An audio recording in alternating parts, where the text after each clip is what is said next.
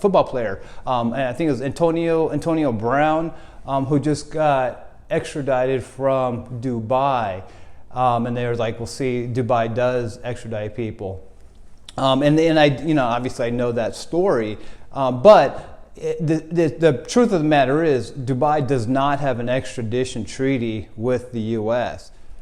Hello, my name is Darren Woodfork, and I'm an attorney in Scottsdale, Arizona. And today I'm going to be talking about, or actually kind of reacting to one of my older videos on this channel about fleeing the country to avoid criminal charges here in the U.S. And it's interesting that I talked about this in one of my videos, saying that if you're charged with a crime here in America and you leave the country, you're not going to be safe because the whole world kind of cooperates with Interpol. They send out red notices, things like that. And I talked about that. And first of all, let me just say, and I don't know if I made it completely clear in that other video, you obviously don't commit any crimes, and obviously don't be in a situation where you even need to care about Interpol and red notices and extradition treaties and things like that. So, so with that said, though, I talked about in the video about fleeing the country to avoid the law, because I was talking about the book I read called The Secret Lives of Mark Rich. I'll show you right here. I have it right here. This book right here. I talked about way back when that I just got done reading this book, and it was so interesting how he went to Switzerland and the Swiss protected him, and they wouldn't extradite him. And so I talked about that, and I talked about there's a handful of other countries that don't have an extradition treaty with the U.S. And so if you're charged with a crime, you get out of the country. If you get there, they're not going to extradite you. Countries like Iran, Russia, things like that. And I talked about some kind of surprising countries that don't have extradition treaties.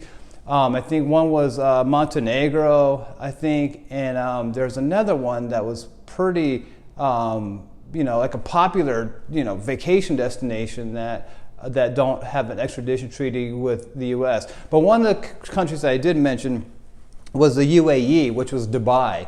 And again, I got a lot of comments on my video saying that I was wrong in the sense that Dubai does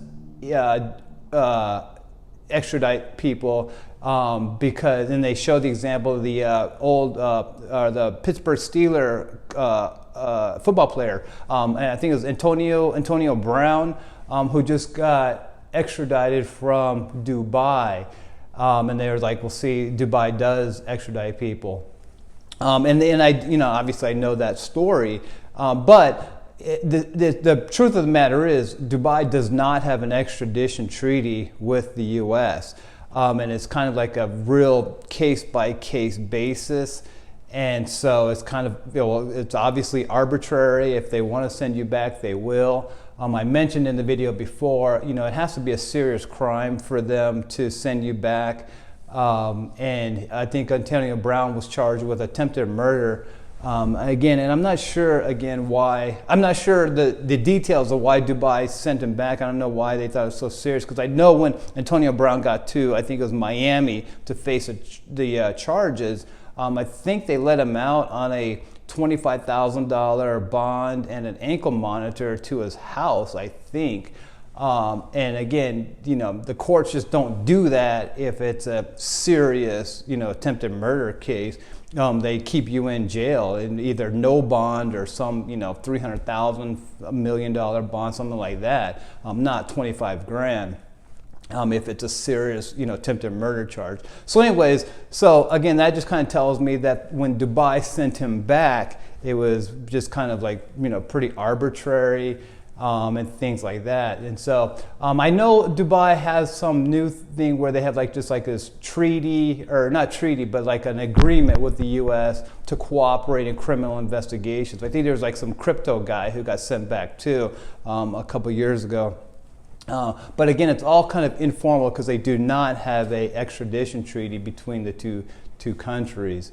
But anyways, so again, I'm just responding to that video that I posted before. It wasn't one of the viral videos on this channel, but it did get quite a bit of attention. But again, it's kind of odd because hopefully you don't need the information on there. Hopefully you've never committed a crime, so therefore you don't need to flee the country.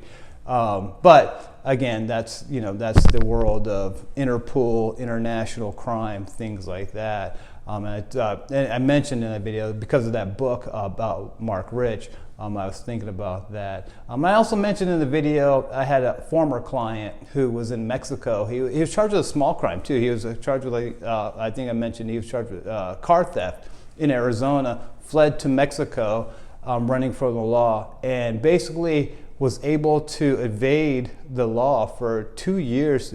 And he basically said, he told me that when he came back, I represented him on the fleeing and the car theft, the original charge. He told me he just got tired of running. He said basically it's just so stressful when you have a warrant out, because you know that whenever you're picked up for just like your regular speeding ticket or any type, somebody runs your ID, they're going to see that warrant. In Mexico definitely has a cooperation agreement with the U.S., an extradition treaty, and so you would be taken back. And he said he just got tired of the stress of dealing with that. So that was my real personal experience with that. And then, like I said, the book of Mark Rich and all that. But I think it's interesting. And so that's that. But anyways, if you like the video, please like the video and please subscribe to the channel. Thanks.